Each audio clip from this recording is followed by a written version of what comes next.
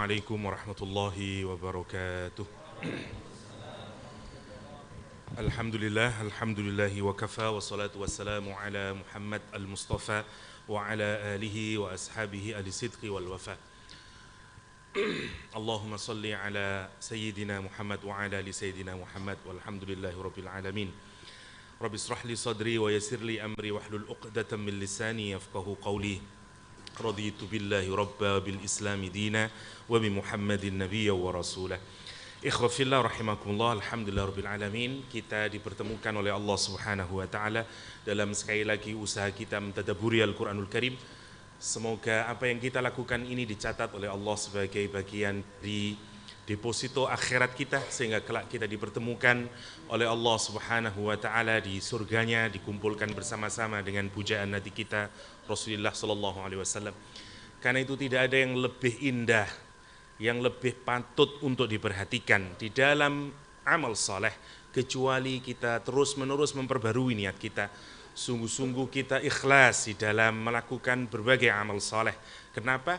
Karena tidak ada artinya semua amal yang kita lakukan, kendati amal itu baik, kalau dia tidak bermula dari niat yang baik, tidak dari ketulusan kepada Allah Subhanahu wa taala. Allah Subhanahu wa taala dalam ayat Al-Qur'an mengingatkan kita, kata Allah Subhanahu wa taala, ya ayyuhalladzina amanu la tubtilu sadaqatikum bil manni wal adha kalladzi yunfiqu malahu ria'an nas wa la yu'minu billahi wal yawmil akhir kamasali safwanin alaihi turabun fa asabahu wabilun fatarakahu salda la yaqdiruna ala syai'in mimma kasabu wallahu la yahdil qaumal kafirin.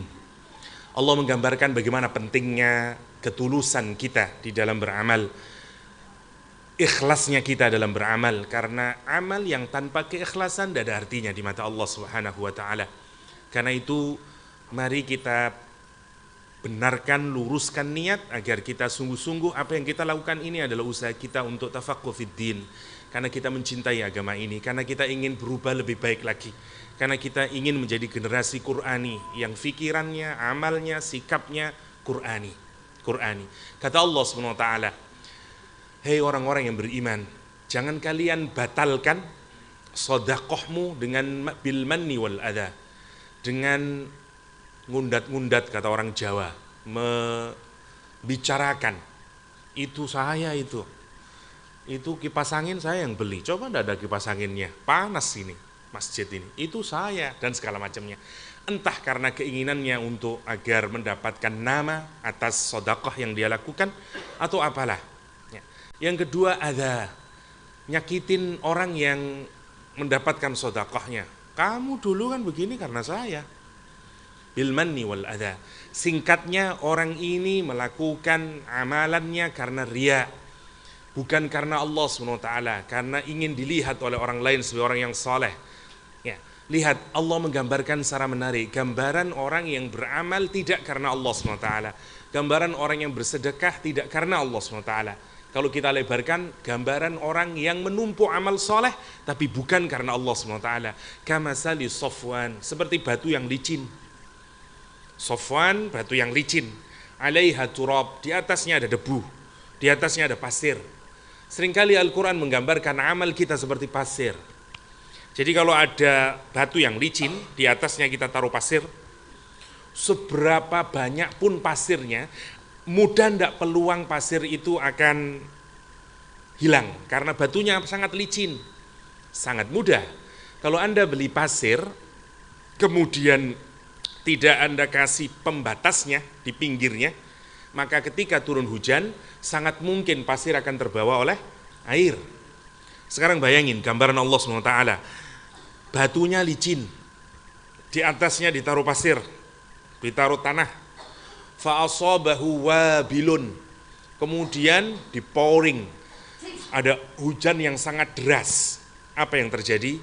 Fatarokahu solda, kering, habis, nggak ada apapun di atas batu itu. Sama Allah ingin menggambarkan kepada kita, kita ini menumpuk sedikit demi sedikit pasir amal soleh itu, kita menumpuk sedikit-sedikit debu dan tanah kebajikan itu. Tapi kalau kita tidak niatkan kepada Allah SWT, nanti di wipe out oleh angin, oleh hujan, oleh wabil. yang nggak akan ada artinya kemudian. Karena yang tersisa hanyalah kekeringan semata-mata. Di tempat yang lain misalnya, kata Allah SWT, saat amal nanti dihadapkan, dia dijadikan hanya bahwa qadimna, ketika didatangkan amalnya. Apa yang terjadi? Jadi apa dia? Jadi habaan mansura. Ila ma amilu ja'alnahu haba'an mansura, kata Allah SWT. Dia hanya menjadi debu yang berterbangan. Debu yang berterbangan.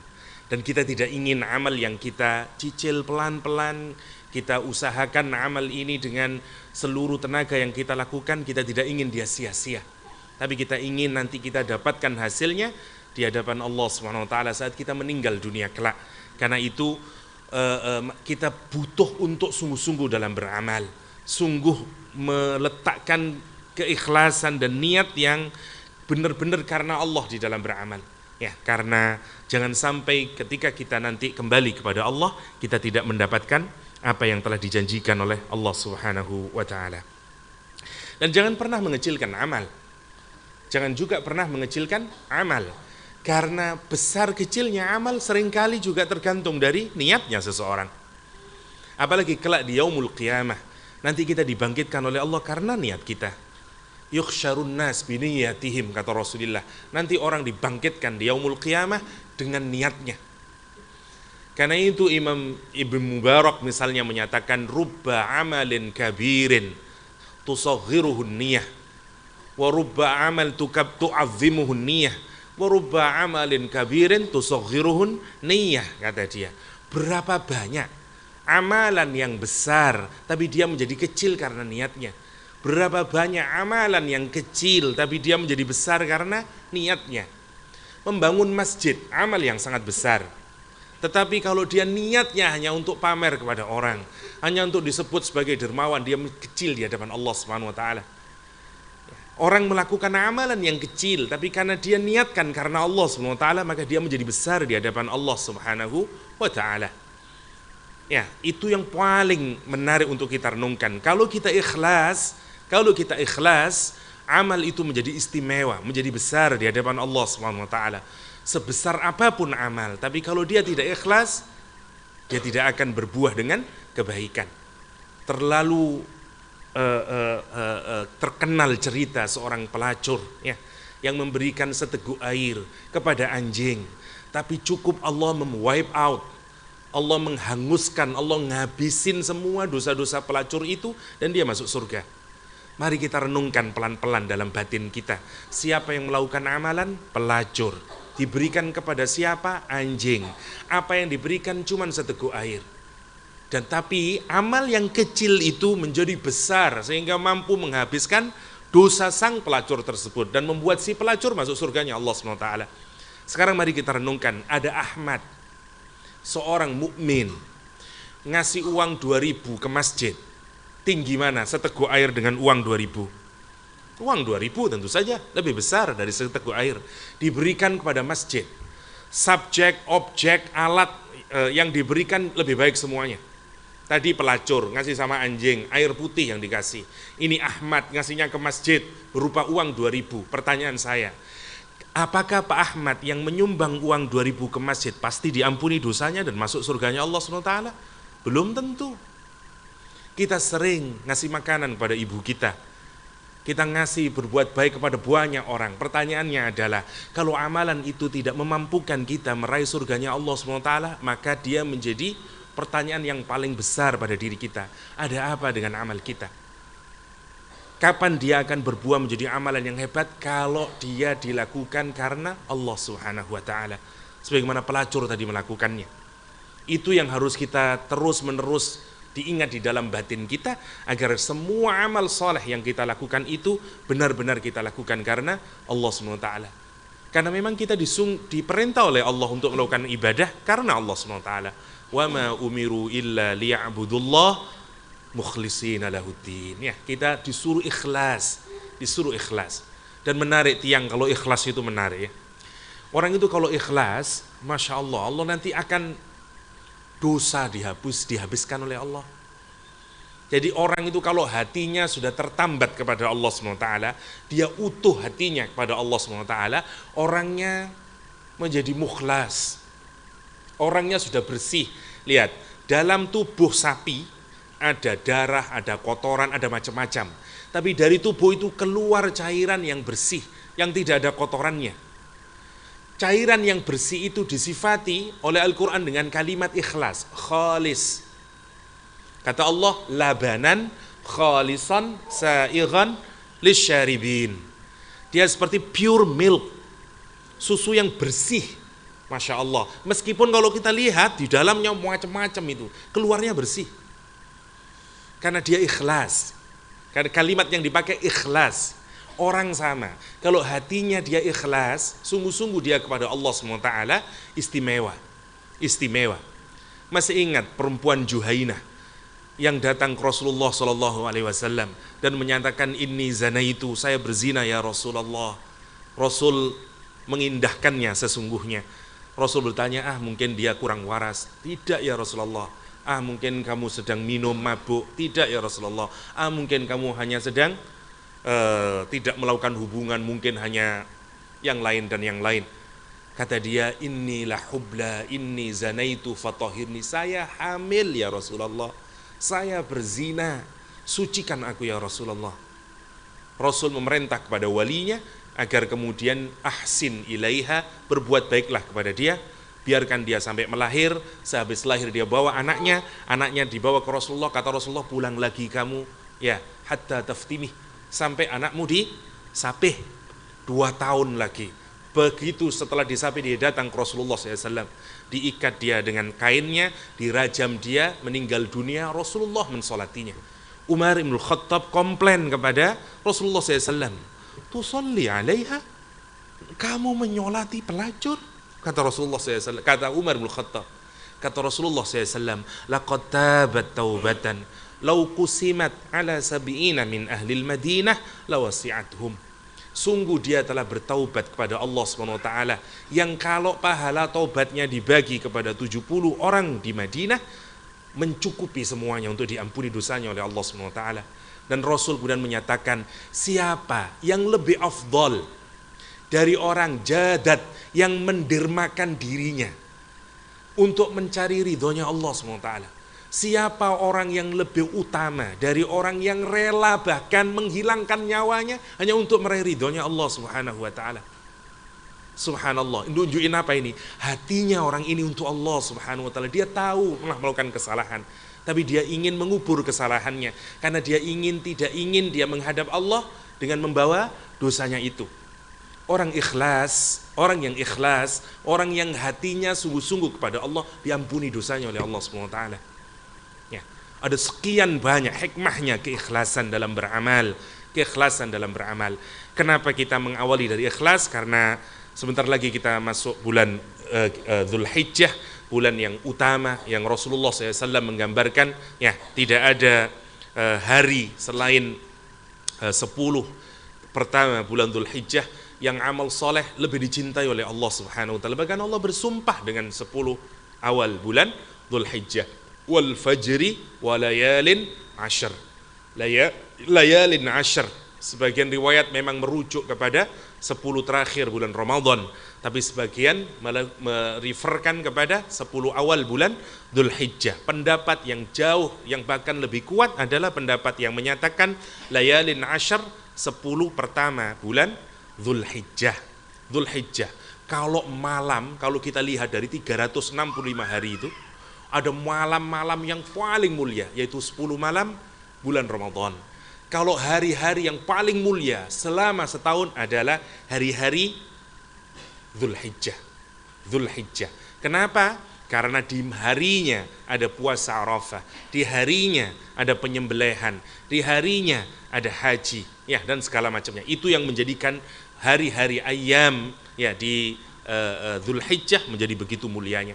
Semoga apa yang akan kita lakukan di bulan Dzulhijjah untuk mentaati Allah lebih daripada hari-hari biasa, dan apa saja yang kita lakukan dalam bentuk peribadatan kita kepada Allah SWT dilandasi oleh ketulusan niat, keikhlasan pada Allah SWT, sehingga semua amal yang kita lakukan nanti berbalas dengan pahala yang berlipat dari Allah Subhanahu wa taala. Amin Allahumma amin.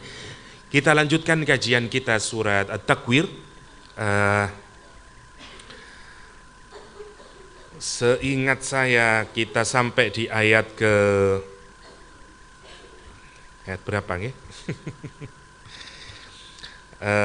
Wa idzal, sebentar, saya lihat catatannya. Terakhir kayaknya kita bicara tentang wa idzal jahimu su'irat wa idzal jannatu uzlifat alimat nafsum ma akhdarat. Oke. Untuk merefresh ulang lagi ya, saya kasih mind map dulu secara singkat ya. Surat At-Takwir sebenarnya isinya ada dua topik utama. Satu berkenaan dengan prahara yaumul qiyamah. Allah mulai memperlihatkan gambaran dari yaumul qiyamah, mulai dari langitnya, nanti turun ke bumi, nanti kemudian berbicara tentang diri kita saat dibangkitkan. Setelah itu nanti Allah berbicara tentang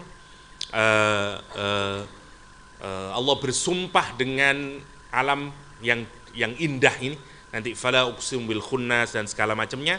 Allah nanti bicara tentang risalah ya, tentang siapa yang membawa wahyu, malaikat Jibril, tentang Nabi Muhammad SAW, dan tentang apa seharusnya yang dilakukan oleh orang yang menerima risalah kita semuanya. Jadi tema besarnya ada dua. Nanti kalau kita hubungkan kenapa, nanti kita akan lihat kenapa diawali dari bintang-bintang ini dulu, matahari, bintang, sampai kemudian Allah berbicara tentang Al-Quran. Nanti kita lihat hubungannya.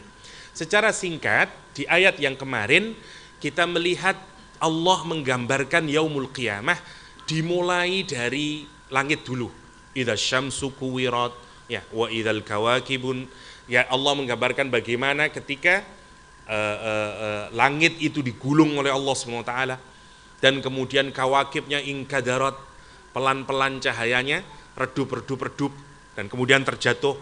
Setelah Allah bicara tentang langit, Allah bicara tentang bumi. Dilihatkan benda yang paling kuat sendiri, wa idzal jibal suyirat, gunung yang sangat kuat itu dijalankan oleh Allah Subhanahu wa taala ya. Setelah gunung ke binatang ternak, wa idzal isyaru uttilat, kemudian ke binatang yang buas, wa idzal wuhus husyirat ya. Setelah itu baru kemudian Allah merefer kepada diri kita. Setelah alam semesta dihancurkan semuanya, kita akan dibangkitkan oleh Allah. Kita yang ada dalam kubur ya, wa idzan nufusu zuwijat. Setelah kita dibangkitkan dari alam kubur, apa yang terjadi? Akan ada hisab, semua akan ditanyain, termasuk anak-anak yang dulu dibunuh tanpa salah. Wal mau'udatu su'ilat bi ayyi dzambin qutilat ya. Kemudian baru setelah itu Allah berbicara tentang wa idzas suhufu nusyirat. Setelah, jadi periodisasinya ini mulai sebenarnya gambaran tentang yaumul qiyamah. Mulai dari yaumul qiyamah, hancurnya alam semesta, kemudian dibangkitkannya kita dari alam kubur, kemudian kita ditanyain atas perbuatan yang kita lakukan, kemudian kita mendapatkan catatan amal kita yang digambarkan oleh Al-Quranul Karim, wa idzas suhufu nusyirat ya. Ketika sahifah, lembaran catatan amal kita dipampangkan, ditunjukkan kepada kita ya. Ada orang yang menerima dengan tangan kanannya, ada orang yang menerima dengan tangan kirinya, dan ada orang yang menerima dengan belakangnya. Pertanyaan saya, kalau menerima dari tangan kanan bisa ngelihat Ustadz, kalau ngelihat dari tangan kiri masih bisa ngelihat lah. Kalau di belakang, dia tahu enggak kira-kira dia masuk golongan yang baik atau buruk? Tahu. Justru itu yang paling buruk karena saking malunya. Ya. Nanti di yaumul qiyamah semua orang akan sadar sesadar-sadarnya, dan dia punya pengetahuan yang paling benar pada saat itu. Yauma yatadzakkarul insan. Nanti semua orang akan sadar di hari itu karena saking malunya ya. Nanti ketika dilihat catatan amalnya, semua orang akan tahu. Allah kemudian menggambarkan wa idzas samaa'u kusyitat. Ketika langit dikuliti ya, seperti kambing yang diambil kulitnya warnanya memerah ya. Kata Allah SWT, sekarang orang sudah tinggal di destinasi terakhir, sudah ngelewatin sirat, pilihannya tinggal dua, wa idzal jahimu su'irat. Sekarang Allah menggambarkan neraka jahim ya. Bagaimana ketika neraka dinyalakan oleh Allah SWT ya. Bahasan kita kemarin, wa idzal jannatu uzlifat. dan ketika surga didekatkan oleh Allah SWT. Lihat, nerakanya dihidupkan, su'irat. Kita sampai seingat saya sampai 15 nih, ada yang ingat? Ada yang ingat? Oke, kita mulai dari wa'idhal jahim ya. Wa'idhal jahimu su'irat. Untuk mengingatkan kembali, semua yang ada kata idza itu untuk menunjukkan bahwa peristiwa ini akan terjadi dan pasti terjadi. Kata Allah setelah kita melewati ya, dari yaumul qiyamah, dibangkitkan dari alam kubur, dan kemudian kita nerima sahifah kita, catatan buku kita, amal perbuatan kita yang kita lakukan selama di dunia. Allah menunjukkan wa idzal jahimu su'irat, dan ketika neraka jahim su'irat, dinyalakan. Dulu kita pernah bahas jahim dari kata juham, artinya pandangan singa terhadap apa? Buruannya. Jadi kalau ada kancil, rusa, ada singa, dan ini mengendap-endap untuk memangsa si rusa, maka kemanapun gerakan rusa, mata singa itu akan terus mengikutinya. Dia bergerak ke sini dia ngikutin, bergerak ke sini dia ngikutin, dan dia awas. Gerak sedikit saja karena tujuannya adalah untuk memakannya. Allah menggambarkan neraka itu seperti itu. Dia jahim, dia tahu siapa yang akan dia mangsa. Karena itu digambarkan oleh Allah, dia seperti jahim, ya, seperti tatapan mata singa kepada hewan yang akan dimangsanya. Begitu sangat menakutkan. Dan yang menarik, semua orang yang memiliki kesalahan biasanya tertunduk malu dan tidak berani menatap. Kalau Anda memiliki kesalahan terhadap siapapun saja, lihat, selalu kita menunduk, karena menundukkan pandangan itu sebagai ciri dari orang yang bersalah. Kita tidak berani begini. Kalau begini berarti kita merasa diri kita benar. Enggak, aku tidak begitu kok. Tapi kalau kita salah, sepurane. Lihat, dan satu, orang menghindari eye contact kalau dia bersalah. Tapi yang menarik, dia tidak pernah melepaskannya. Karena dia mencari celah, kapan ya saya bisa pergi. Gambarannya begitu. Namanya jahim. Wa idzal jahim, ingatlah kata Allah ketika neraka jahim su'irat, dinyalakan oleh Allah SWT. Ya, sangat mudah bagi Allah, dan dia akan terus menyala, terus menyala, terus menyala, dan tidak akan pernah redup. Subhanallah, menakutkan banget. Wa idzal jannatu uzlifat, dan ketika surga didekatkan. Kalimatnya menarik, kenapa Allah menggunakan kata uzlifat bukan qurribat? Qarraba, dekat, karib. Misalnya, kenapa kok uzlifat? Menarik. Zulfa, kalau kita punya ranking yang tinggi, ya, dapat honor, dapat award, dapat posisi yang tinggi, namanya zulfa. Orang itu kalau didekatkan, tapi karena mendapatkan penghormatan, itu kalimat yang dipakai adalah zulfa. Allah menyatakan uzlifat, surga ini didekatkan karena Allah ingin ngasih kehormatan kepada kita. Seperti kalau kita habis sekolah, habis ujian, kemudian dipanggil ke depan sebagai the best graduate atau apalah, ya, dan kemudian didekatkan kepada kita sesuatu yang indah, yang merupakan kehormatan bagi kita. Entah dikasih piala, namanya uzlifat. Surga itu didekatkan oleh Allah SWT sebagai penghormatan. Ya, penghormatan kepada siapa? Orang-orang yang melakukan amal soleh, yang menerima catatan amalnya dengan tangan kanan. Alimat nafsum ma akhdarat.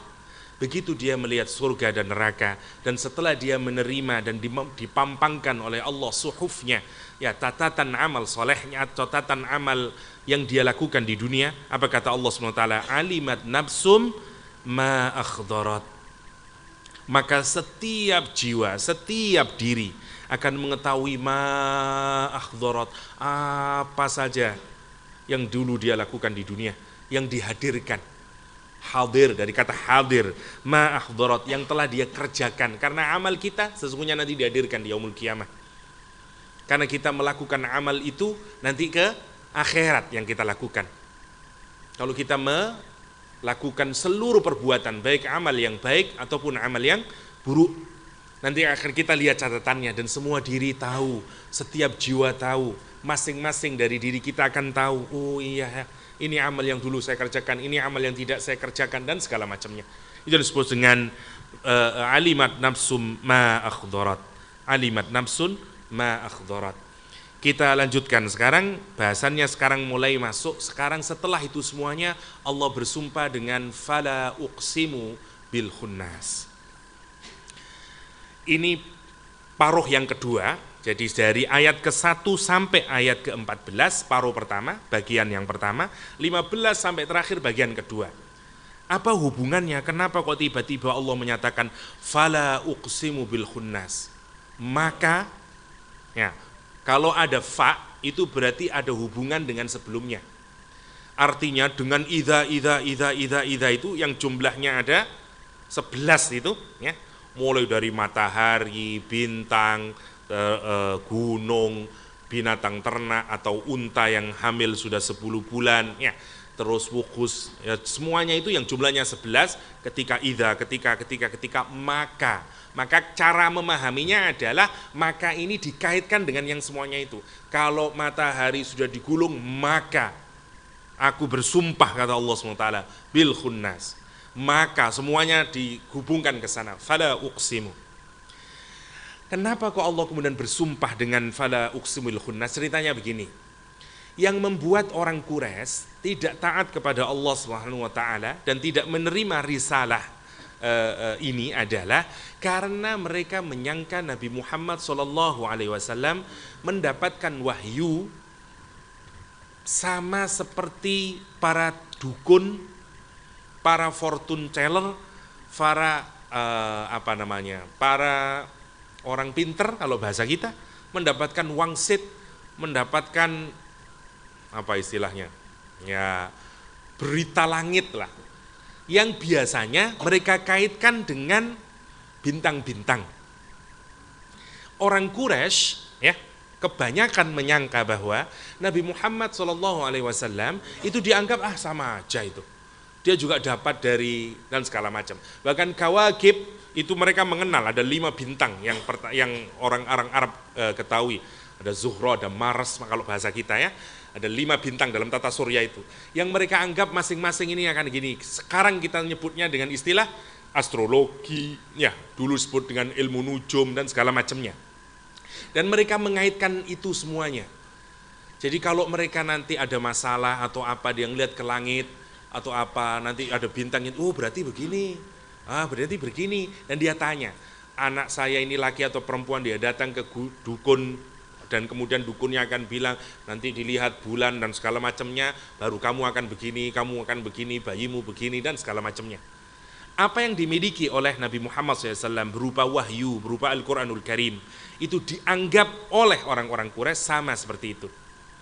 Lah, Allah nanti mulai menunjukkan, kamu yang menyangka lihat, semuanya itu kamu tidak bisa mengontrol. Ketika matahari itu nanti akan kuwira, digulung, cahayanya pelan-pelan digulung oleh Allah dan hancur ya, bintang-bintang hancur, gunung-gunung hancur, apa yang kamu dulu jadikan sebagai pedoman ya, Allah mengkritik itu dan kemudian Allah bersumpah dengan itu semuanya. Kata Allah SWT fala uqsimu bil khunnas, maka kata Allah SWT aku sungguh bersumpah dengan khunnas. Khunnas jamaknya ganis ya, khonis. Khonis adalah sama agak mirip dengan yang tadi, dengan jahim. Kalau kita berjalan ya, ada 2 orang yang berjalan, jalannya itu ada tikungannya, kita di belakangnya, tapi saat kadang kelihatan, kemudian begitu dia belok ke kiri kita tidak kelihatan lagi, nanti ketemu lagi kelihatan lagi, on off, kelihatan tidak kelihatan, namanya khonis. Jadi dari kata itu kemudian dimubalaghahkan menjadi kata khunnas ya, ngikutin wazan fa'al karena sangat on off-nya sangat sering sehingga kemudian disebut dengan kata khunnas. Ada bintang yang keluar tenggelam lagi, on off lagi gitu.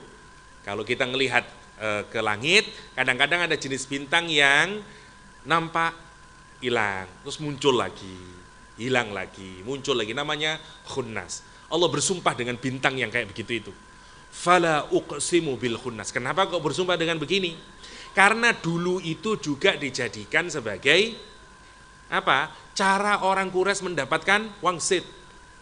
Ibaratnya kon rabi apa ndak ya diintuk on off. Metu kawin kon berarti. Misale ngoten.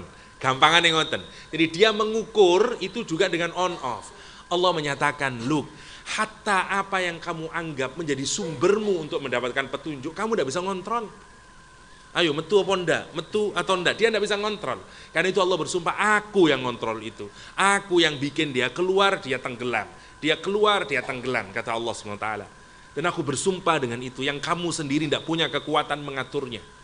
Fala uqsimu bil khunnas, kata Allah. Al-jawaril kunnas, yang beredar dia. Yang beredar dan terbenam. Karena dia beredar, nanti hilang lagi, muncul lagi. Beredar lagi, muncul lagi. Kata Allah SWT, Allah beredar dengan itu karena itu yang paling dijadikan sebagai sumber dia mendapatkan petunjuk dalam hidupnya. Kata kayak zaman kita masih SD lah, ada soal multiple choice, kita tidak tahu jawabannya, hitung beniknya A, B, C, D, kira-kira gitu. Ya.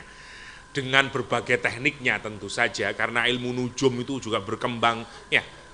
Dan yang menarik, itu bukan khasnya orang Arab. Sampai saat ini ada sekian banyak orang yang percaya dengan astrologi. Kamu Gemini ya, Gemini itu gini loh. Kamu ini ya, Masya Allah ada orang yang beli koran yang dilihat itu. Masya Allah, nggak boleh kalau Gemini itu lawannya sama Cancer nanti. Masya Allah, ini sama dengan orang-orang Quraisy zaman dahulu kala. Karena sebenarnya Masya Allah mereka itu nggak tahu, semakin dia nggak tahu ngelihat langit, maka dia semakin menganggap pasti di sana itu ada dewa-dewa. Dan dia berusaha berhubungan dengan itu. Dan memang para jin itu tempatnya adalah di atas, di langit-langit itu dulu. Tempat hangoutnya, dulu saya menyebutnya. Ya, maqaid, Al-Quran menyatakan tempat duduk.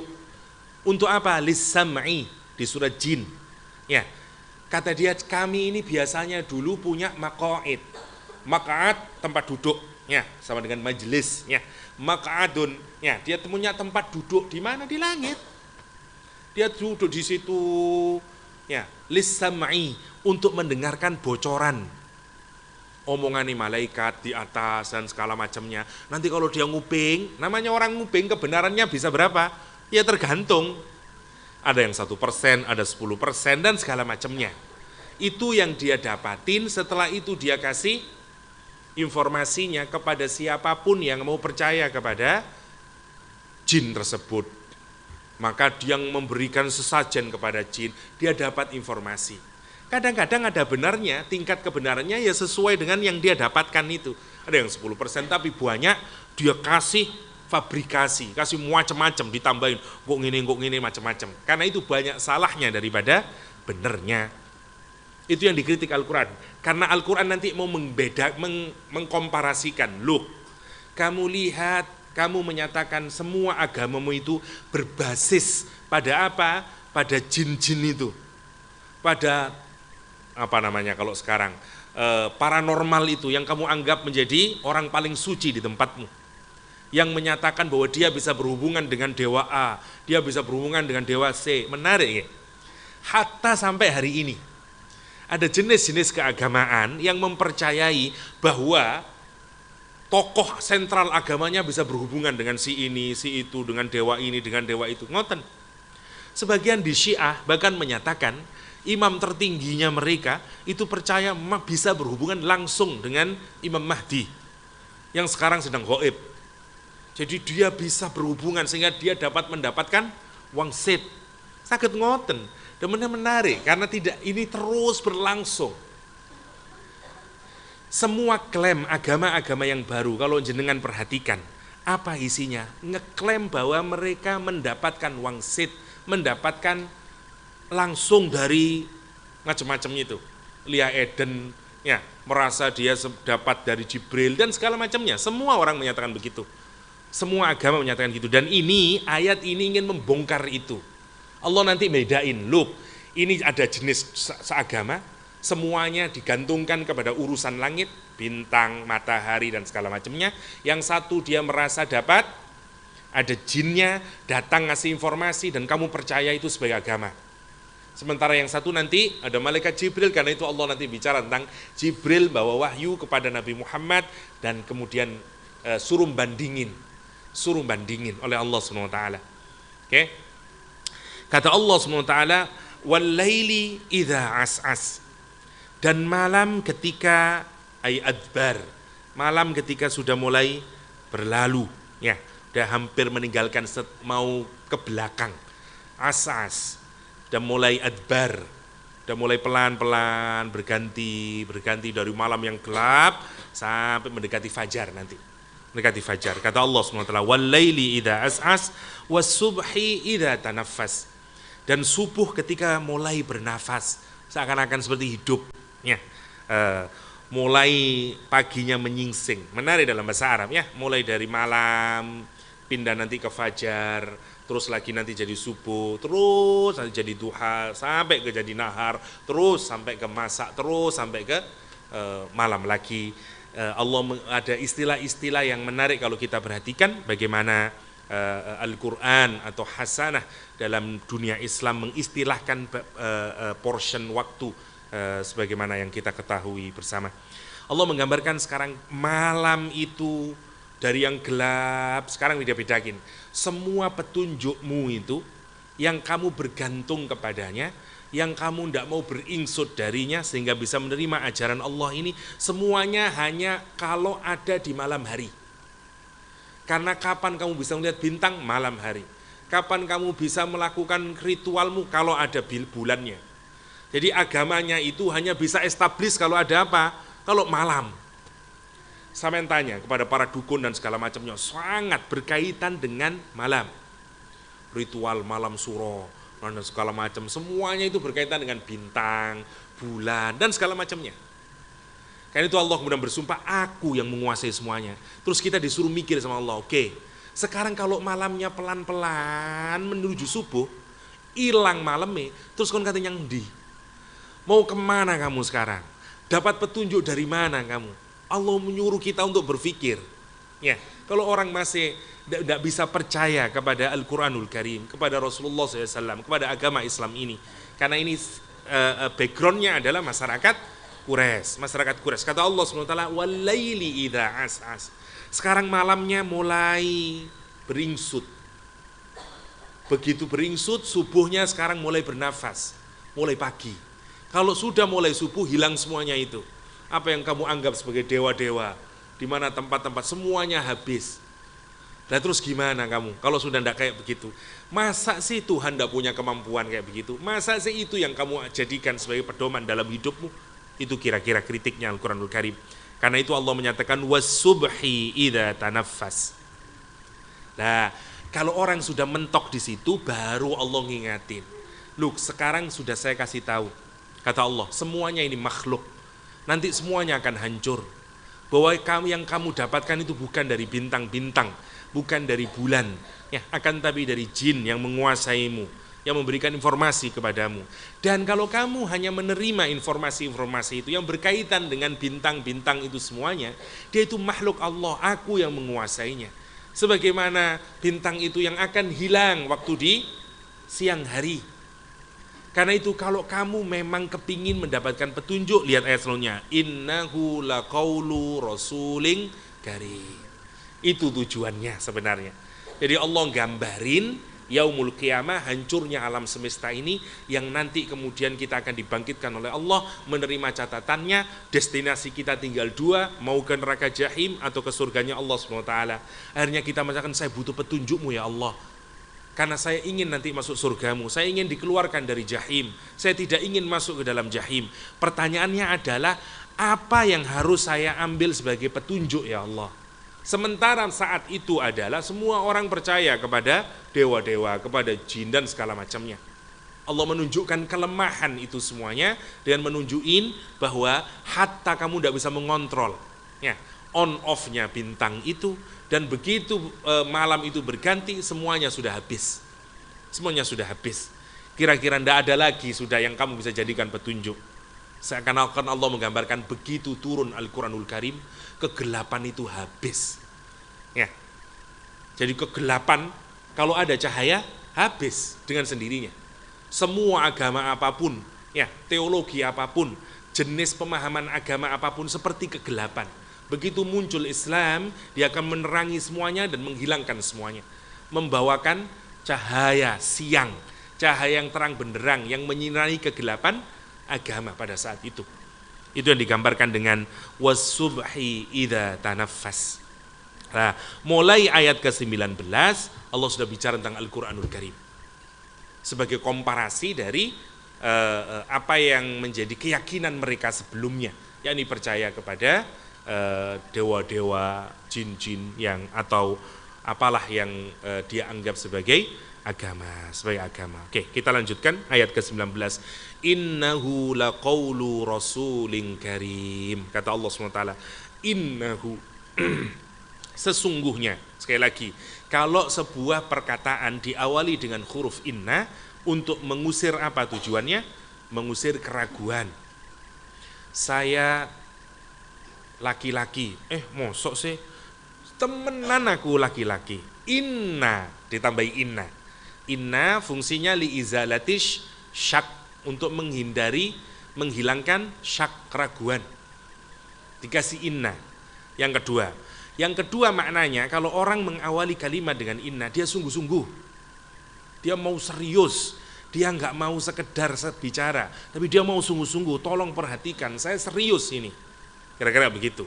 Sungguh, dia adalah siapa misalnya. Karena orang ingin menunjukkan keseriusannya. Jadi minimal maknanya itu, orang serius bicaranya, sungguh-sungguh ingin menghadirkan kesan bahwa apa yang mau saya ungkapkan ini sesuatu yang serius. Yang kedua, agar kamu hilang keraguanmu terhadap apa yang aku akan ucapkan. Karena itu diawali dengan kata inna. Allah bersumpah, Allah menunjukkan keseriusannya sekarang dengan kata innahu, sesungguhnya Al-Quran itu. Kata Allah Subhanahu wa taala, laqaulu rasulin karim. Sesungguhnya Al-Quran itu laqaulu rasulin karim, ucapan rasul yang mulia, yang menarik. Kau berarti Quran itu ucapannya malaikat Jibril, Ustaz. Misalnya, Rasul Karim di sini adalah malaikat Jibril, utusan yang mulia yakni malaikat Jibril. Innahu laqaulu rasulin karim. Terus lek sampean waca ngeten, sesungguhnya Al-Qur'an itu benar-benar ucapannya Rasul yang karim. Berarti ucapannya malaikat Jibril, duduk kalamullah ya Ustaz. Gimana cara memahaminya? Gini, ada beda antara qaul sama kalam. Kalam kalau omongan langsung. Misalnya kalau saya bicara dan kemudian itu adalah ucapan saya, namanya kalam. Ya. Tapi kalau ada orang lain ngomong tentang omongan saya, menirukan persis omongan saya, namanya qaul. Itu bedanya. Karena itu dalam hadis kita tidak pernah ketemu kalimat kalam, ketemu kalimat qala. Qala Rasulullah SAW. Saya tanya, saya ngomong innamal a'malu binniyat wa innama limri'in ma nawa. Ya, saya sedang mengucapkan kalamnya Nabi atau qaulnya Nabi. Qaul kenapa? Karena bukan Nabi yang ngomong sekarang. Saya cuman ngeplek kalimatnya Kanjeng Nabi, saya ucapin saya yang ngomong, namanya qaul. Jadi qaul itu bukan ucapan saya. Kalau kalam ucapan saya, ngaten. Maka malaikat Jibril kalau dikatakan di ayat ini qaulu rasulin karim, duduk ucapannya Jibril, tapi kalamnya Allah Subhanahu wa taala yang nanti akan diberikan oleh malaikat Jibril, diinformasikan kepada Nabi Muhammad sallallahu alaihi wasallam. Itu maksudnya. Karena itu di ayat ini digunakan kata qaul. Ya, kalau kalam langsung yasma'una kalam Allah. Ya, ini namanya qaul. Nah, qaul. Innahu sesungguhnya Al-Quran itu laqaulu rasulin karim. Sesungguhnya Al-Quran itu adalah qaul, firman Allah, ya, yang nanti diucapin oleh malaikat Jibril. Malaikat Jibrilnya digambarkan dengan dua kalimat, rasulun karim. Ya, dengan rasul karim. Rasul fazannya fa'ul, dari kata risalah, dari kata arsala. Kalau kita mengutus namanya arsala. Orang yang diutus ya namanya mursal, ya, diutus orangnya. Disebut dengan rasul kalau orang diutus berkali-kali, dia menyampaikan berkali-kali, tukang pos. Ya, kalau terus ya profesional, dia selalu profesional messenger, ya. Terus ya namanya rasul, wazannya faul, kayak ghafur. Ya, satu sifatnya malaikat Jibril itu dia adalah malaikatnya Allah yang bertugas untuk menyampaikan informasi dan dia profesional dalam pekerjaannya karena dia berulang-ulang. Yang pertama, yang kedua karim.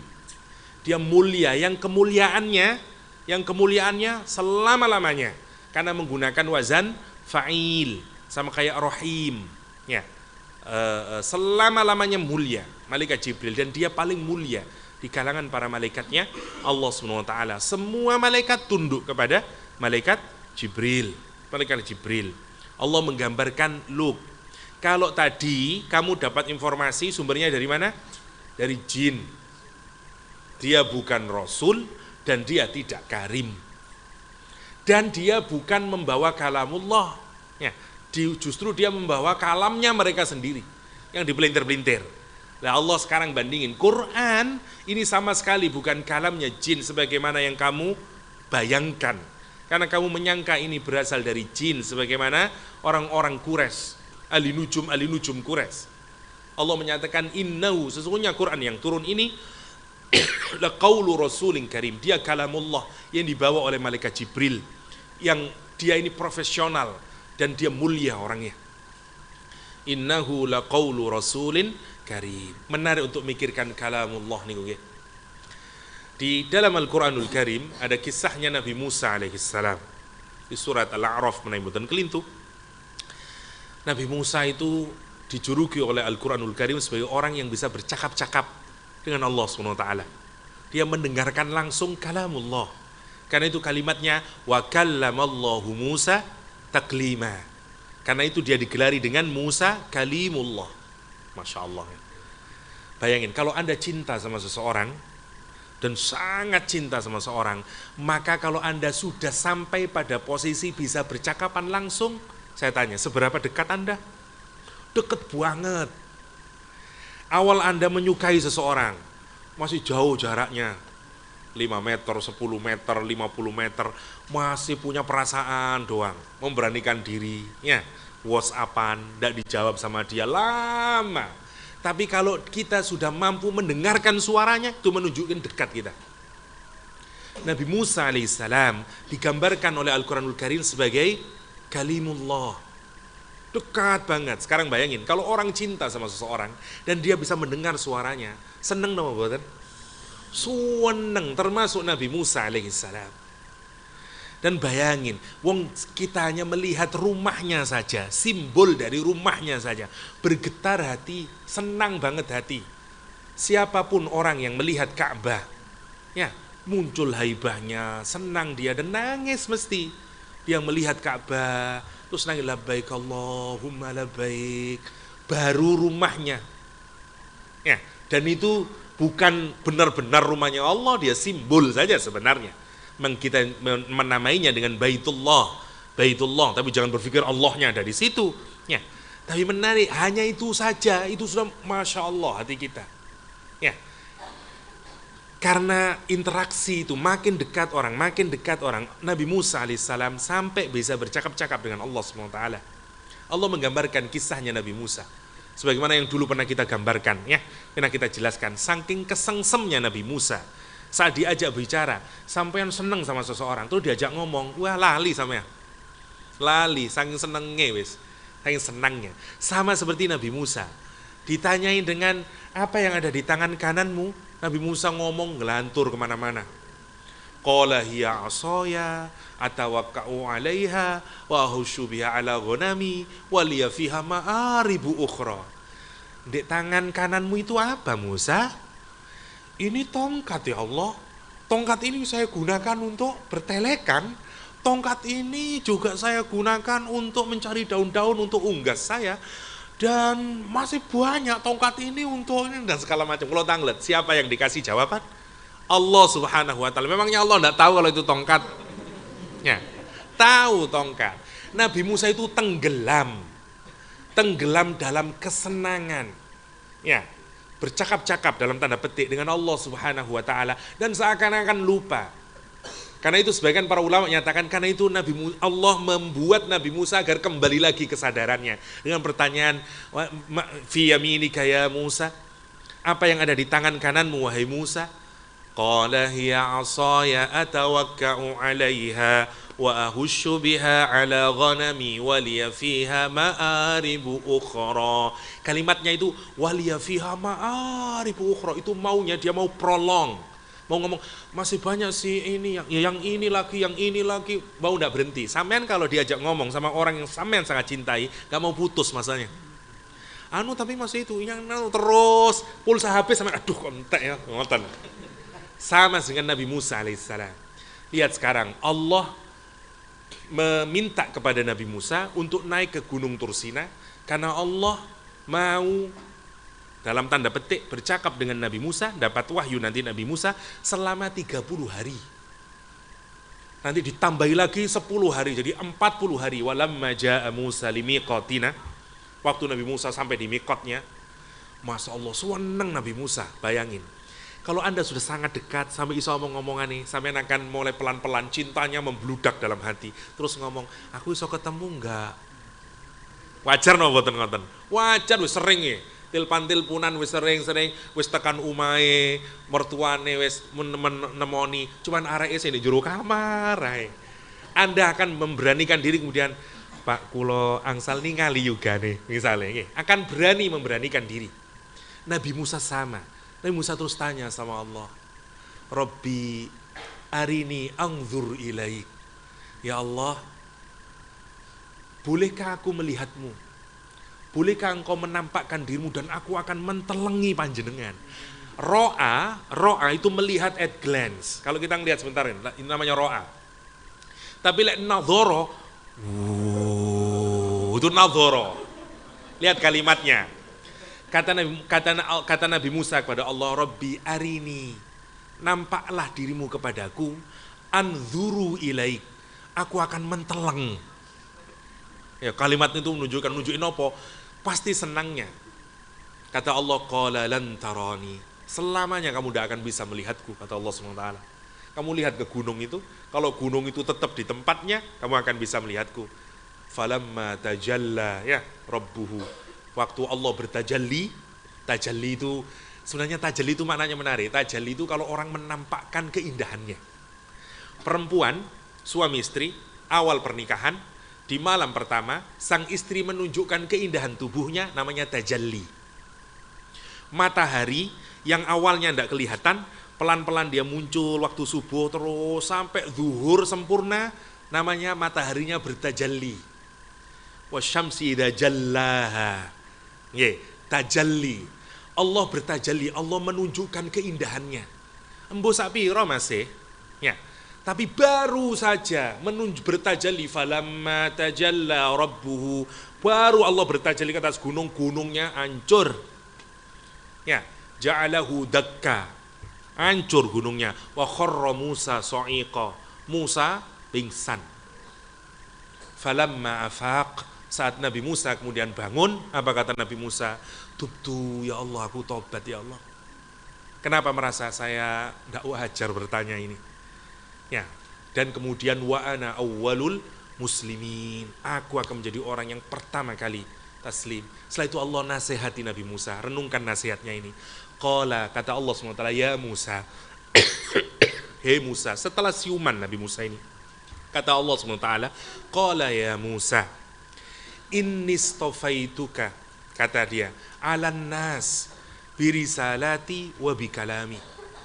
Aku milih kamu Musa, ngalahkan semua manusia itu karena dua hal. Satu, karena risalahku.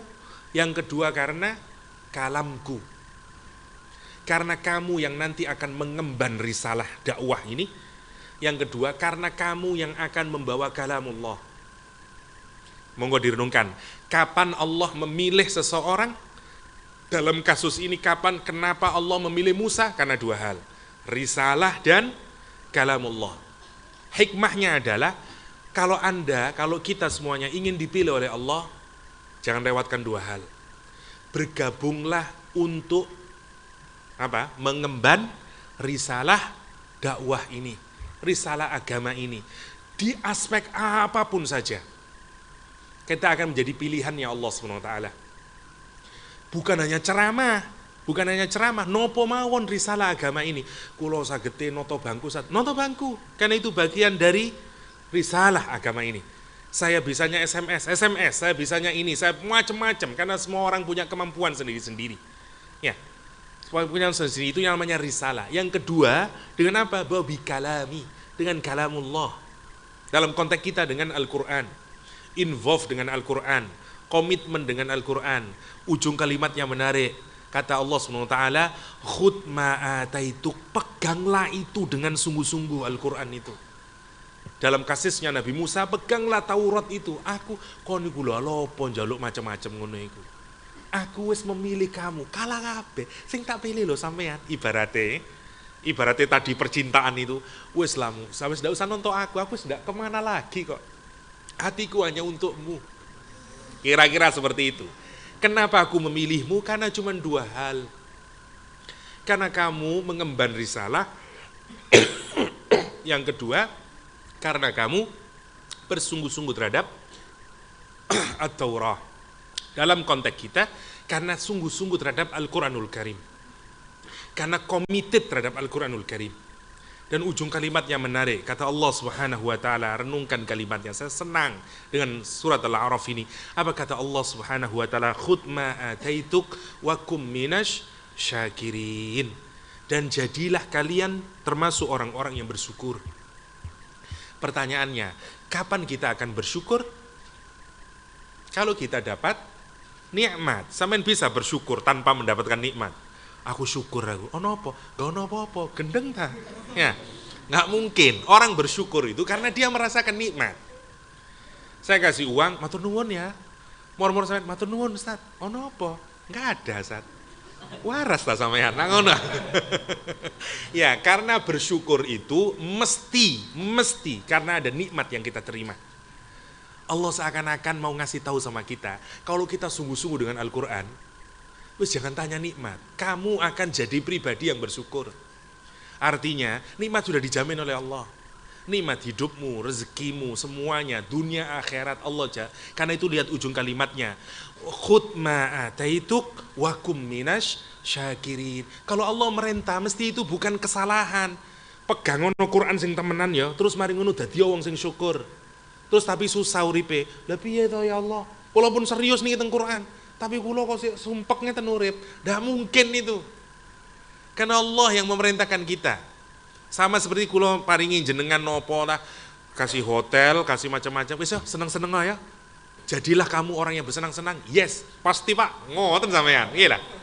Wah, dinikmati niku. Sama.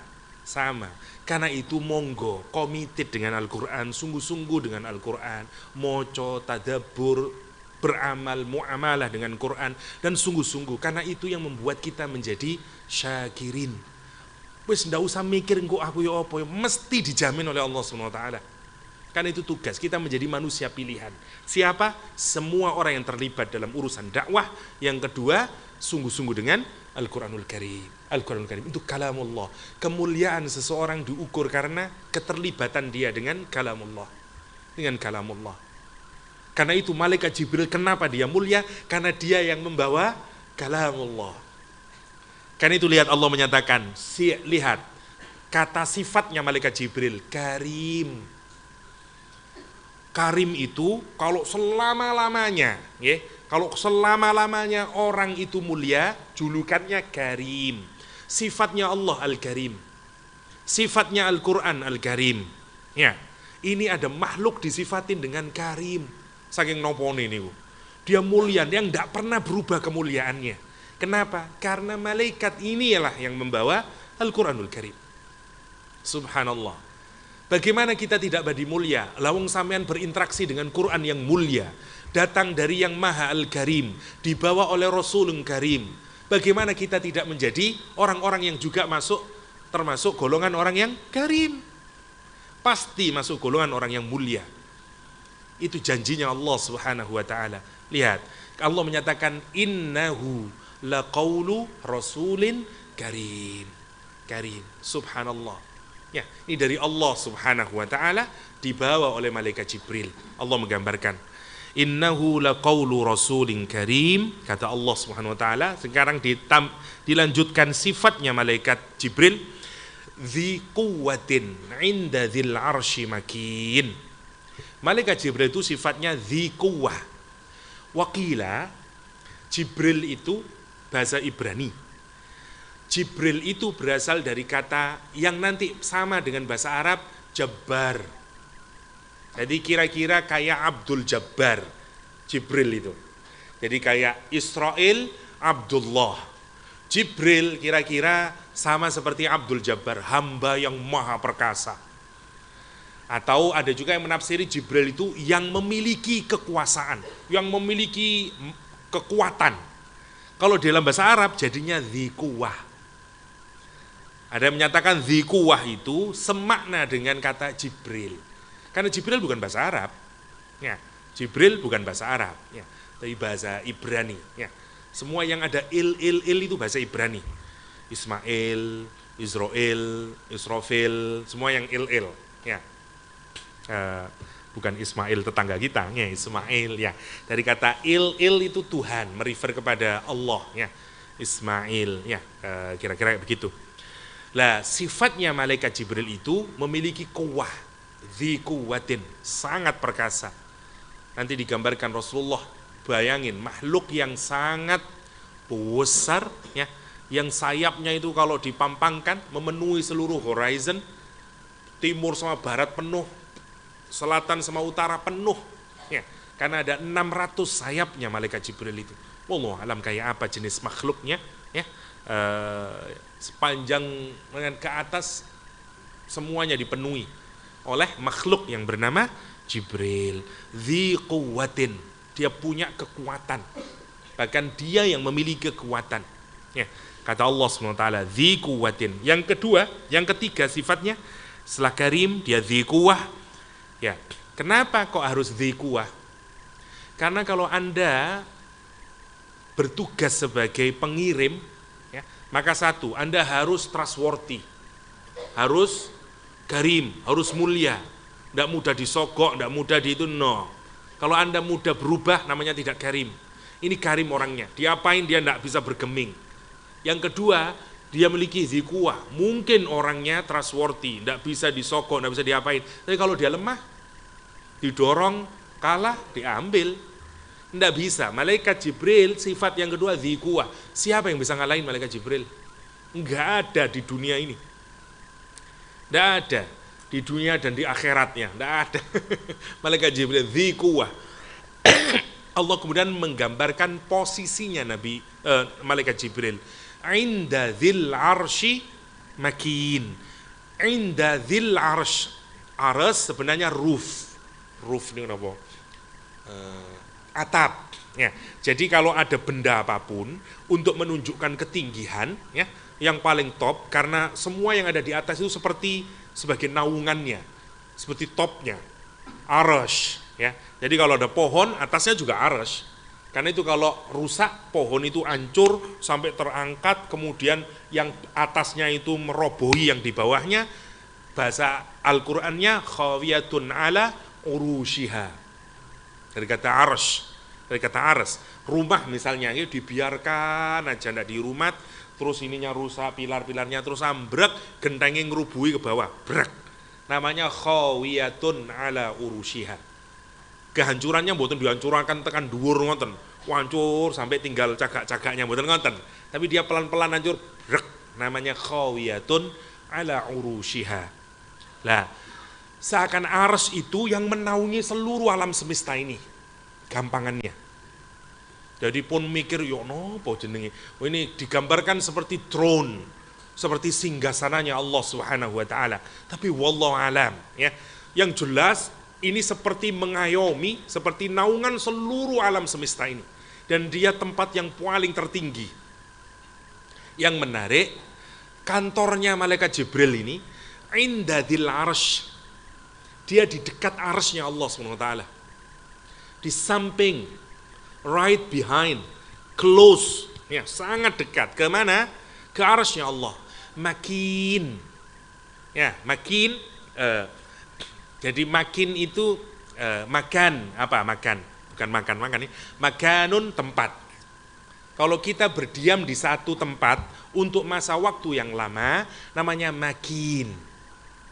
Al-kaun, alam semesta, semua yang eksis, bahasa Arabnya al-kaun. Kainat, dari kata kana yakunu, ya. Tapi jangan kayak di pesantren, kana yakunu konangan, kata gitu. Ya, tapi yang benar untuk dipikirkan adalah, jadi semua yang eksis, kalau kita berdiam di tempat lama, ya, namanya makin. Untuk menunjukkan you exist, you punya honor, punya nobility, punya kehormatan, dan establish sekarang di situ. Malaikat Jibril digambarkan dalam Al-Quranul Karim, itu tempatnya, posisinya, dia di dekatnya arsy Allah. Dan tidak suka turun sebenarnya gambarannya. Gambarannya itu makin, stay di situ. Kan malaikat aneh, ada yang ruku saja, mulai di awal diciptakan sampai nanti yaumul qiyamah ruku toh. Ada yang macam-macam, ada yang bertugas bagi-bagi, ada yang kelayapan terus mencari majelis taklim, macam-macam malaikat. Malaikat Jibril dia hanya turun untuk sesuatu yang besar. Ya bos lah, CEO kan jarang turun, ya, yang turun ke bawah, ini di kantor, kira-kira kayak begitu. Ini malaikat Jibril, malaikat Jibril. Itu yang digambarkan Al-Quran, dzi quwwatin inda dzil arsy makin. Lihat, sama seperti CEO, muta'in, dia ditaati. Bosnya jenengan, lagi ngomong, tolong anu ya, bertuk-bertuk, semuanya lakuin. Imam Qurtubi menggambarkan kata muta' ini ketika Rasulullah SAW melakukan perjalanan dengan Nabi Muhammad dengan malaikat Jibril di Isra Mi'raj. Katanya, Imam Qurtubi mengutip riwayat hadis berkenaan dengan bagaimana muta'nya, bagaimana ditaatinya malaikat Jibril oleh malaikat-malaikat yang lain. Malaikat Jibril bisa memerintah malaikat Ridwan dan malaikat Malik. Dia ngomong ke Ridwan, Ridwan buka no pintu surga. Dibuka sama malaikat Jibril, malaikat Ridwan. Atas perintah siapa? Malaikat Jibril. Dia ke Malik, tolong buka no, dibuka no. CEO, ya. Kira-kira kayak begitu. Itu yang disebut dengan muta, ya. Dengan muta. Ditaati malaikat Jibril itu untuk nunjukin dia sudah. Karena itu lihat, kalau orang itu ditaati, biasanya kalau turun diikuti oleh banyak orang enggak? Bos mudun, ada pampresnya dan segala macamnya, persis. Malaikat Jibril kalau turun, banyak malaikat yang juga ikut. Ya, karena ini yang paling terhormat. Karena itu di Lailatul Qadar, saat malaikat Jibril turun, maka juga banyak malaikat yang turun. Apalagi di mana-mana kalau membawa berita yang sangat penting, itu membawanya bukan pakai JNE atau pos. Ya, ada tentaranya, ada apanya, kira-kira kayak begitu. Dan yang paling spesial force-nya keluar. Ya. Itu gambaran Al-Quranul Karim. Allah ingin menggambarkan, lihat, informasi ini, kalamullah ini, yang diturunkan ini, tidak seperti yang kalian dapatkan. Hei, orang-orang kafir Quraisy, yang kamu dapat dari wangsit, dari apalah kamu, dukun, apalah, dan segala macamnya. Ya. Itu yang digambarkan untuk di-compare. Kata Allah SWT, muta'in thamma amin. Ini semuanya adalah berkenaan dengan apa? Sifatnya malaikat Jibril yang digambarkan oleh Al-Quran sebagai pembawa risalah itu. Sekarang ganti ke Nabi Muhammad. Setelah yang bawa wahyu, sekarang yang mau dapat wahyunya, yaitu Rasulullah SAW. Wa ma sahibukum bimajnun. Lihat kalimatnya. Dan tidaklah sahib, temanmu. Sahib itu adalah orang yang bersama kalian, kemana-mana jalan berdua, Anda tahu kebiasaannya, mulai kecil tahu, besarnya tahu, kemana dia tahu, ngapain dia tahu, namanya sahib. Jadi Nabi Muhammad bagi orang Quraisy bukan orang asing. Dia tahu siapa Muhammad, hidupnya kayak apa, dan segala macamnya. Itu yang susah. Itu yang susah. Nih. Biasanya orang itu mudah diterima di desa yang lain, tapi tidak di desanya. Ini apa boten? Aku roy, wah cilik aneh nyolongan arek iku. Saiki ae dadi ustad misale, susah. Susah. Tidak Nabi Muhammad, itu bedanya. Orang biasanya untuk di desanya sendiri susah. Karena banyak orang yang tidak percaya. Orang-orang tua masih, semua orang sudah panggil ustad, temannya sendiri masih belum, awamu. Jadi ustad tasayon kurang ajar, ngoten. Karena teman-temannya dan segala macamnya kira-kira kayak begitu. Dia mudah di tempat yang lain, tapi tidak di tempat sendiri. Tidak untuk menggambarkan Nabi Muhammad SAW. Dia sahibukum, dia hidup bersama kalian dan segala macamnya. Bimajnun, dia bukan majnun. Lihat, karena lihat orang Quraisy menganggap Nabi Muhammad sebagai orang yang majnun. Majnun dari kata sama jin. Ya, semua huruf, semua kata yang ada huruf jim sama nunnya, maknanya semuanya tertutup. Janin ketutup. Ya. Apalagi jan.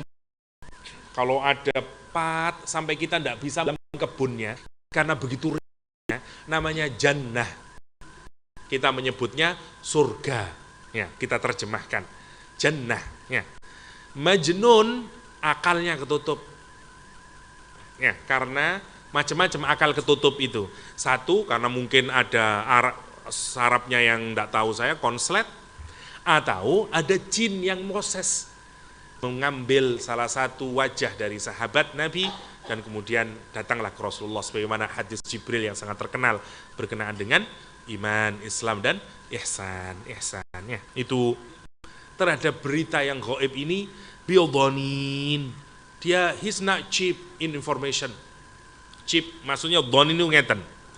Kalau kita ke dukun atau ke orang pinter atau ke siapapun lah yang menyangka bahwa dia punya hubungan dengan bintang-bintang, dewa-dewa atau apalah roh-roh dan segala macamnya, biasanya semakin kita dapat informasi, mau tambah lagi informasi, harus nambah duitnya.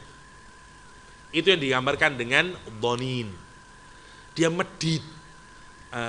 Bayangin, saya tahu informasinya ini menarik. Hatta untuk mahabbah dalam pengertian mahabbah untuk politik ini, misalnya orang nyalon jadi gubernur, nanti mau dipasangkan ini, pasangannya sama ini, misalnya gitu. Ini mau jadi wakilnya, agar si ini senang sama dia. Nah, itu dipakai jasa-jasanya begitu. Sama apa? Sama orang-orang politik. Ada harganya itu. Ada harganya mulai, jadi macam-macam. Mau yang berapa harganya? Ya, yang paling mahal 200 juta. Kenapa saya tahu? Ya, saya dapat selentingannya soalnya. Menarik, Masya Allah. Ada orang mau nyalon jadi, entahlah, wali kota atau bupati. Orang ini kaya, tapi dia ini yang punya pamor. Dia kepingin jadi wakilnya. Maka gimana caranya agar dia ini nanti milih saya jadi pasangannya? Dipakailah dukun. Harganya 200 juta hanya untuk ngenten gitu. Bener gitu kok. Tapi menariknya menarik, ada yang 200 juta, ada yang paling murah sampai 10 sampai 30 juta. Bayangin, itu disebut dengan dhanin. Informasinya sudah tidak benar, tapi dia kikir dalam hal itu informasinya. Kamu mau dapat informasi berapa dulu? Ya, kira-kira kayak begitu. Apa ada dukun sing gratisan? Enggak ada di dunia ini. Semuanya dhanin. Dia kikir terhadap informasi. Yang menarik, ini poin paling penting. Kamu mengklaim Nabi Muhammad sama dengan tukang dukun itu, sama dengan dan segala macam. Lihat, apakah Nabi Muhammad menarik bayaran kalau dia memberitahukan ayat Allah SWT? Sama sekali tidak. Lalu terus apa kepentingannya Nabi Muhammad? Kata dia, itu pukulan telak bagi kesadaran orang Arab Quraisy. Kata Allah SWT, wa ma huwa 'alal ghaibi bidhanin. Rasulullah nyampein saja, tidak perlu bayar. Bahkan Allah menyatakan dalam Al-Quranul Karim, Rasul tidak meminta bayaran terhadap kalian. Ya, Tidak minta bayaran, tidak minta apa-apa, kecuali kata Allah SWT, Al-Quran itu juga bukan merupakan qaul syaitanir rajim. Dia qaulnya siapa tadi? Rasulin karim. Dia bukan dari setan seperti kamu, seperti yang kamu dapatkan. Syaitan, ya, dari kata syaitan, ya, kalau orang sangat jauh dari kebenaran, ya, berpaling jauh dari kebenaran namanya syaitan. Atau orang sangat marah, ya, sudah kayak kebakar dirinya, namanya syaitan. Jadi kalau orang sangat jauh dari kebenaran, dan karena dia namanya syaitan, syaitan sebenarnya sifat, ya, sifat. Karena itu nanti dalam Al-Quran ada setan yang berupa jin, ada setan yang berupa manusia. Nah nanti kalau setan itu, kalau yang manusia digoda dulu, nanti kalau dia sudah jadi setan, setannya goodbye sama dia. Wis podo, awakmu setan wisan. Ya, kira-kira begitu. Karena nanti bahkan lebih parah daripada setan. Manusia itu, kalau sudah jadi setan. Kalau maksudnya, kalau sifatnya sudah syaitonik, ya, syaitonik karakternya, itu jauh lebih hebat lagi, bahkan ngalahkan siapa? Ngalahkan setannya sendiri. Ngalahkan setannya sendiri. Itu yang disebut dengan wa ma huwa biqauli syaitonir rajim. Lihat, yang di atas Rasul, yang ini setan. Yang Rasul sifatnya apa? Karim, mulia. Yang ini sifatnya rajim. Sama, bentuknya sama. Rajim ay marjum, yang dirajam. Yang yang terkutuk, ya. Fa aina tadhabun. Sekarang lihat, saya selesaikan dulu ya, 5 menit lagi.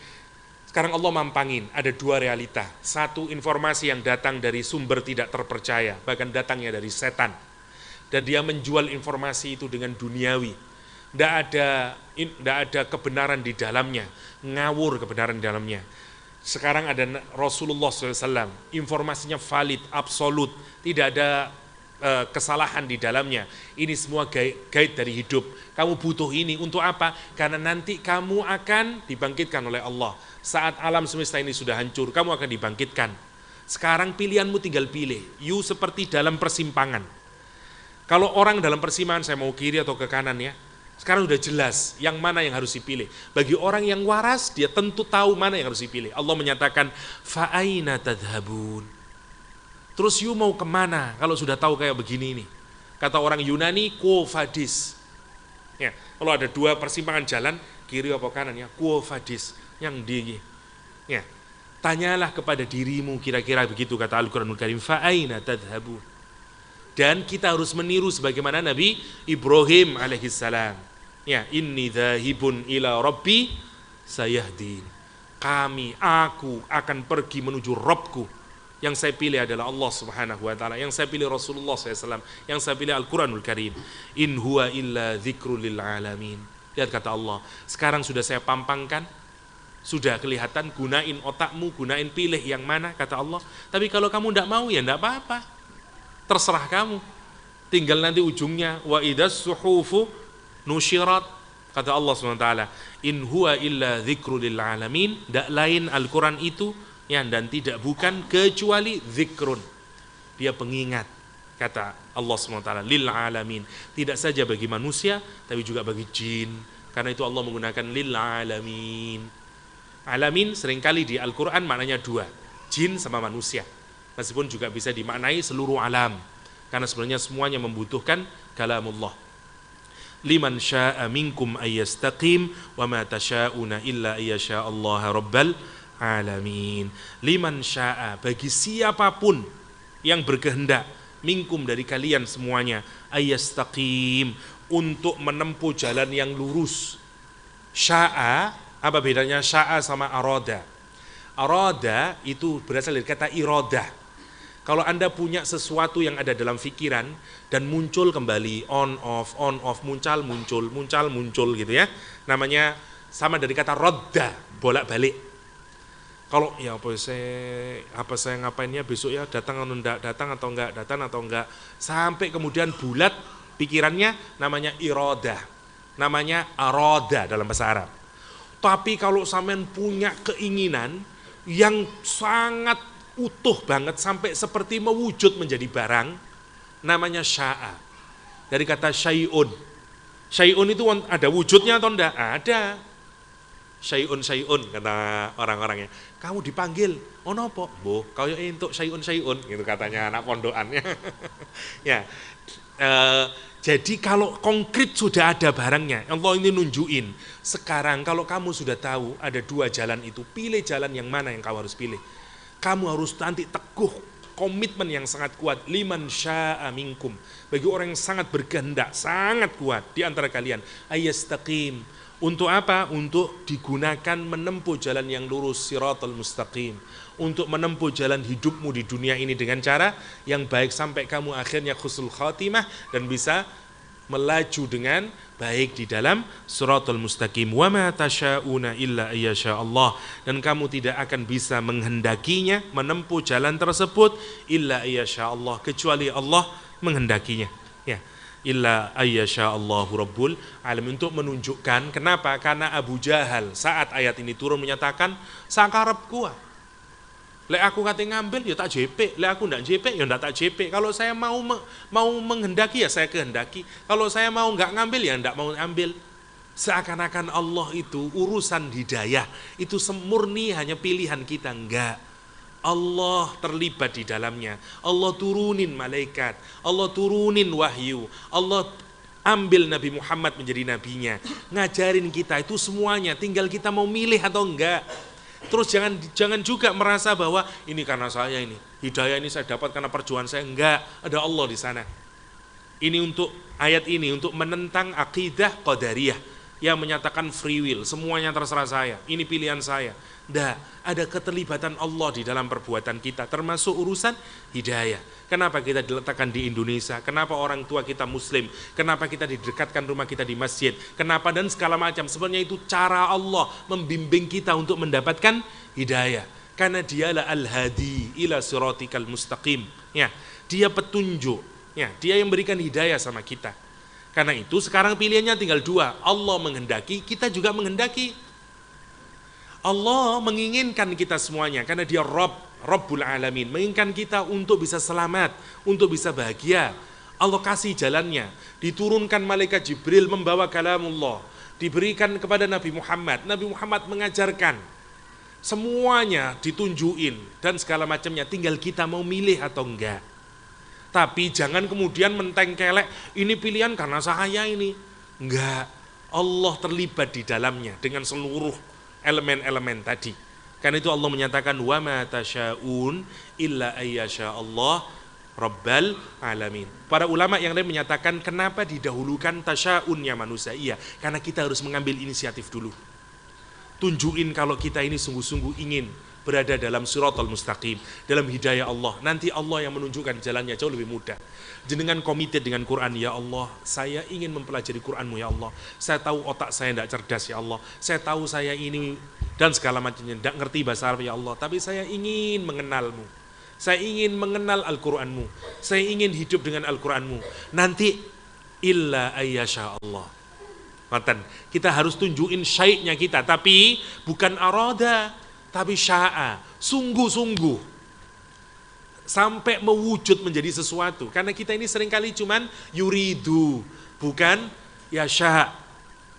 Nanti urusan hidayah itu sya'a, bukan arada, bukan arada. Harus benar-benar sungguh-sungguh dalam hati, sungguh-sungguh serius. Ini namanya wa ma tasyauna illa ayyasha Allah rabbal alamin. Ngapunten boten saged terlalu detail karena waktu juga. Saya nggak tahu apakah ada tanya jawab atau saya kembalikan kepada moderatornya.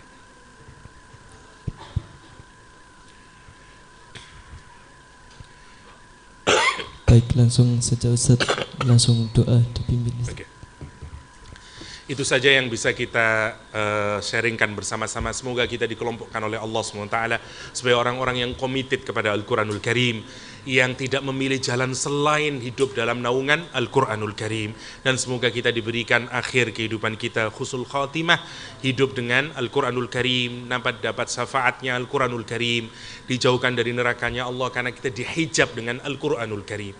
Semoga Allah menjadikan kita semuanya ahlul Quran, ya, hidup mati karena Al-Quranul Karim. Semoga kita kelak dikelompokkan oleh Allah sebagai keluarganya Allah di dunia ini, dan kelak bersama-sama dikumpulkan dengan Rasulullah sallallahu alaihi wasallam. Amin Allahumma amin. Hadanallahu wa iyyakum ajma'in. Wa sallallahu ala nabiyyina Muhammadin wa alihi wa sahbihi wasallam. Walhamdulillahi rabbil alamin. Wassalamu alaikum warahmatullahi wabarakatuh.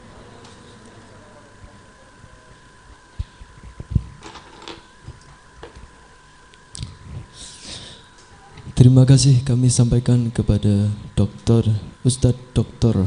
Yahya. Saya sebagai pembawa acara, bila ada salah kata mulai awal hingga akhir, saya mohon maaf yang sebesar-besarnya.